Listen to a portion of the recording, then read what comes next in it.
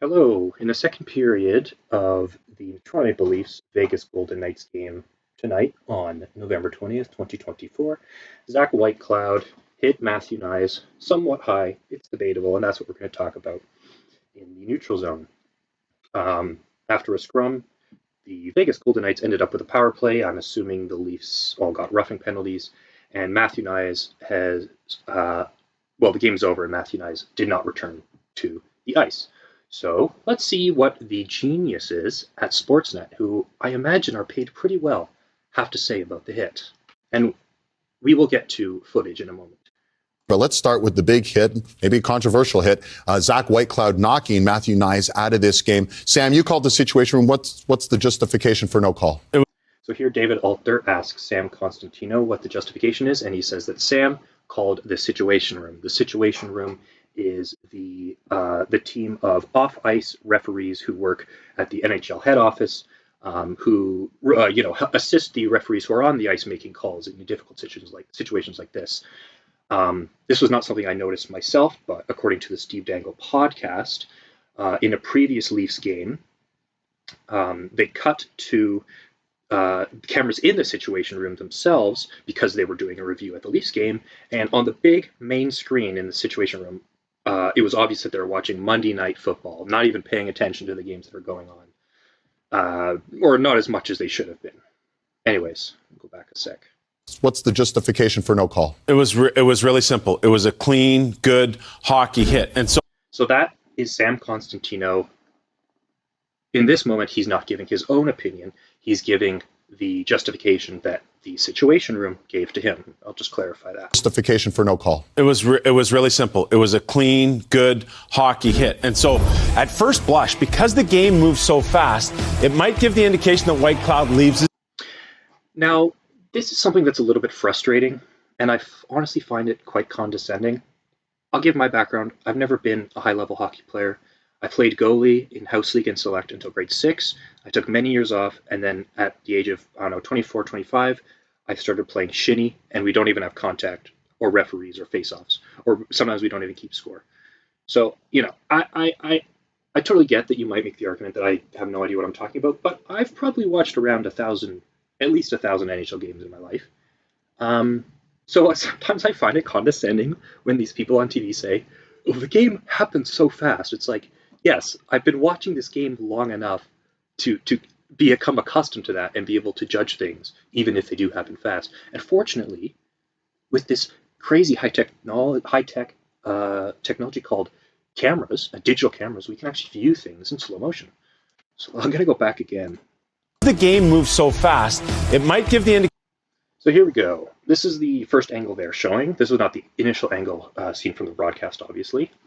What does it look like here? I would say from here, it looks like Zach Whitecloud is extending upward into the hit, and he makes contact with pretty much the top half of Nyes' torso. Sorry, just to clarify, Whitecloud is this guy here, the Vegas Golden Knight, and this Maple Leaf is Matthew Nyes. So he's extending up, and I'd say from this angle, he hits kind of his whole upper body at once. Indication that Whitecloud leaves his feet. He's working through the check. But when you... Let's see if Zach Whitecloud leaves his feet, which is illegal, but sometimes if two bodies are going very fast and they collide into each other, just naturally they end up leaving their feet. It is not always intentional. It's not always happening before the hit. So I think we can show that he did not leave his feet for the hit, but he is certainly standing up straighter to hit Nyes higher. Go. Still, this could totally be a legal check. Cloud leaves his feet. He's working through the check. But when you have the opportunity to review it, and that's why this mechanism is in place. So I'm just going to let you guys judge for yourself. I'll go back a sec. Opportunity to review it, and that's why this. Let's go here. Let's see where the initial contact is, because I'm pretty sure that's what the main rule is. The initial contact. Like if you hit someone's body entirely and then you hit their head afterwards, that is a legal check. So let's see if the body was hit initially.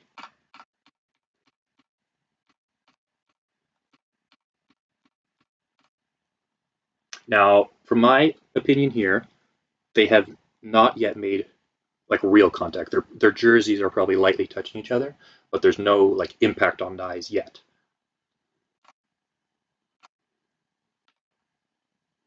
We see Nye's is. Oh, I wish I could go back a single frame.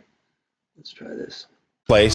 Come on, VLC. But it's my first time. When you have the opportunity to review it, and that's why this. Okay, look at Matthew Nyes' helmet, right? And this way we can judge. Not entirely, but we can start to kind of think about whether or not the head was hit initially in the initial point of contact. There, I would say he's kind of almost at his shoulders. He's pretty close, but his shoulder has not yet moved yet. There you see a little impact on the jersey and the equipment, and then the next frame, you see the head move. See that? Let's go back. Place. Oops, come on. That's why this. Look. Okay, no contact, no contact, no contact. Contact, jersey moves. Next frame, helmet moves. Helmet is moving. Shoulder is at the head. Right? Yeah, he's hitting him in the body too. But his shoulder is hitting him in the side of the head. His head wouldn't have snapped like that if he did not have head contact in the initial hit.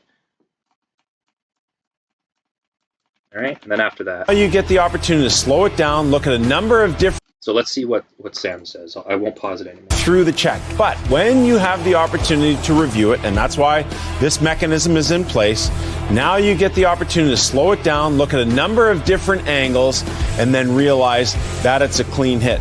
So Sam doesn't really work through it. He just says, once you get to see all the angles, then you realize it's a clean hit. It's like if I said, if I stole something from you, and then like you saw me do it, and then I'm like, well, like once we go to court, like I might be found not guilty. So like, don't say anything, right? Is that the best example? I can think of a better one. I don't want too many edits in this video, so I shouldn't be saying shit that might not actually work. Realize that. So he just says, he's just telling me that I will realize this if I look close enough, if I'm smart enough, if I'm a big genius like Sam Constantino. And then realize that it's a clean hit. So apparently seeing another angle is going to make me realize it's a clean hit. Let's see. Look, he's standing up. He's looking his shoulder. He's like moving his shoulder in the direction of Nye's head. I think the contact is there. Yeah, you see there, because there, his helmet starts to lift off of his head. And his head is clearly moving back.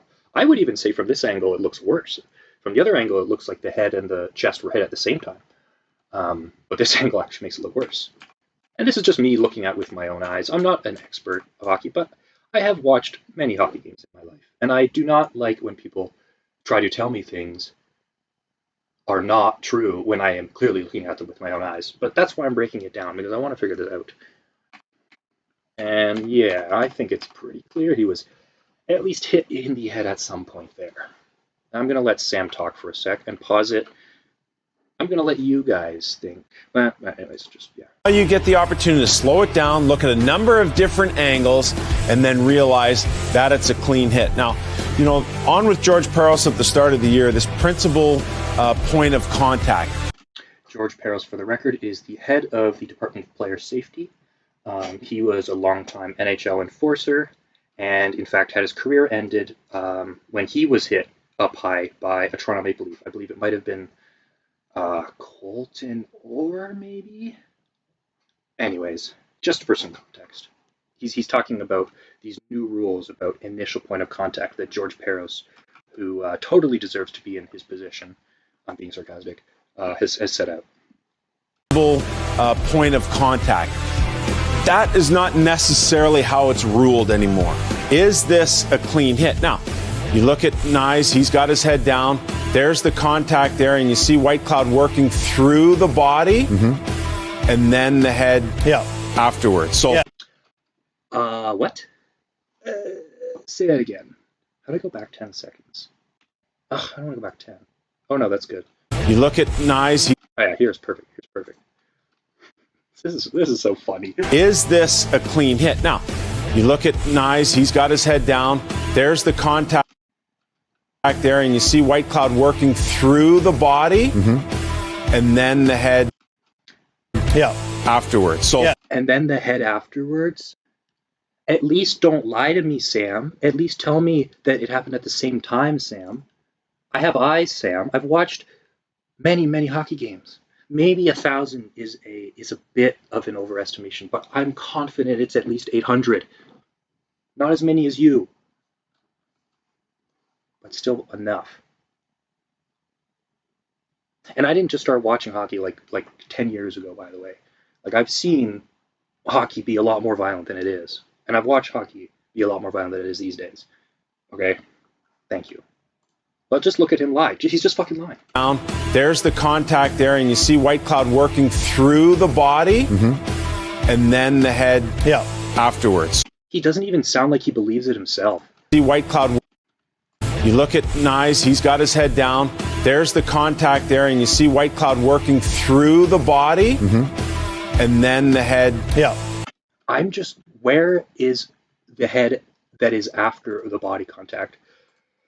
Back there, and you see White Cloud working through the body, and then the head afterwards. So it was a real simple explanation. The phone call lasted about 20 seconds.